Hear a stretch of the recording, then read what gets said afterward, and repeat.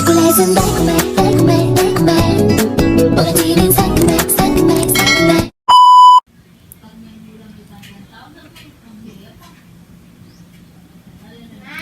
So guys, ibo-voice record ko na lang para hindi na ako maingay.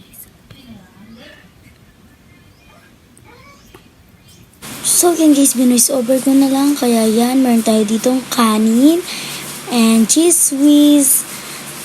Yan guys, and siyempre itong mayonnaise and then seaweeds kasi yan ang magpapasarap sa kanya. Yung tuna, yan yung mga gagamitin natin guys sa mga kakailanganan natin para makagawa ng.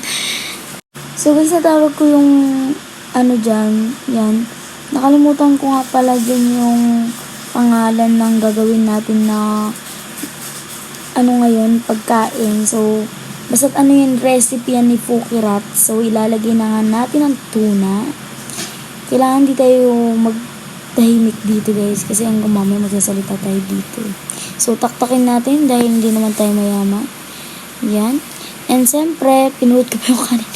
And ang daming langaw. And yan, lalagyan na natin cheese whiz dahil wala tayong gunting kagatin at gamitin ang ating ngipin. So guys, halos ilalagay ko pala lahat ng cheese whiz na yan kasi yung isang pack na yan 15 pesos lang yan guys and napakamura, di ba? And siyempre guys, nanap-napin natin yan siyempre. Masarap kaya guys. Ang sasarap pala dyan guys, yung marami siyang cheese whiz kasi yun yung magpapa parang melt, hindi, medyo creamy yata, parang ganun. So, yan ano ko lang para lumabas. Tapos, guys, naisip ko bigla na hindi pala naka-open, di ba? Para lang ikaw, nagmukhang engot, char lang. So, yan, push lang natin para lumabas ang mga ang mayonnaise dyan sa, ano na nalagyan, sa pouch. So, siyempre guys, ninapnap ko pa yan kasi masarap talaga siya. So, isa lang kasi yan. Hindi na ako dumagdag. Okay na yan. Hindi maarte. And, second naman natin lalagay is ang mayonnaise. Ay, pang third na pala yan. Ang pangatlo nating ilalagay yung mayonnaise. At sasarap din pala yan ang mayonnaise. Diba? Masarap din ang mayonnaise guys. Ilalagay dyan. Sa true guys. Pinush ko din yan lahat. Tataktakin natin. So, ninapnap ko din siya para masarap na talaga yan. Wala talaga akong tinira dyan kahit ano guys. Kahit may tinira ako yung ginawa ko. Naiwan ko kay mama. So wala. Hindi ko na pinalikan. Yan. Diba? Talagang wala na talagang laman eh. Gusto pa. Yun. Kinain pa. Grabe. So guys yan. Imimekos-mekos na natin. Mga instant. Napakasarap pala ng kinalabasan ng ano niyan guys. Yung ginawa ko. Huwag nyo na lang pansinin yung mga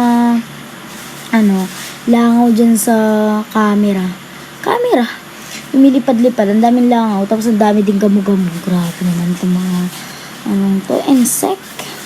So yan guys. Sinalo-halo lang ng insan. Tapos minekos-mekos yan. So naghahanap pa nga ako dyan ng cheese whiz. Kasi parang feel ko kulang yun. Kaso nga talaga. So yan. Inopen ko na nga yung aking seaweeds. Guys, kulang pa nga yung seaweeds na yan eh. Nanap-nap ko pa yan eh. Kaso wala na talaga. So guys, maglalagay lang tayo ng isang pirasong seaweeds para naman maganda. Linalasaw ko yung buo kato. Talagang ayaw niya. Like, ang ano niya, hindi siya malutong na malutong. Parang makunat. So, yun lang. So, kain na tayo. Ang sarap pala ng kinalabasan ng gawa ko guys. Oy, gawa. Wala akong pinanood dyan. Basta naano ko na siya kasi sa utak ko. Like, talagang kumain ng taong to. Yan guys, kain tayo. So, gawin nyo din yan guys. Napakasarap niya guys. Huwag nyo na lang pansinin kung nagsasalita-salita ako dyan. Kasi voice over ko rin. Nasalita-salita pa sa camera. Yun. Yan. Yung iniinom ko pala dyan guys, juice. Kaso, dahil wala tayong ayun, may baso pala. Kung makikita nyo dun sa likod ko, may baso. Kaso, ganun. Wala nang maarte. Ang sarap pala niyan, guys.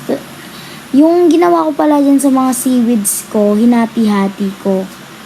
Para dumami. Kasi isa lang yun eh, guys. Parang kulang sa akin yun. Yan, diba? Tapos ang dami ng nori rice. Tama. Nori rice. Ang dami ng nori rice ko.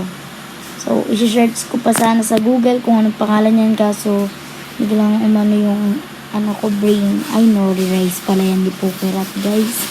So, yan. Kain-kain ng person. Kain. Nagtako ko pala, no. Yan.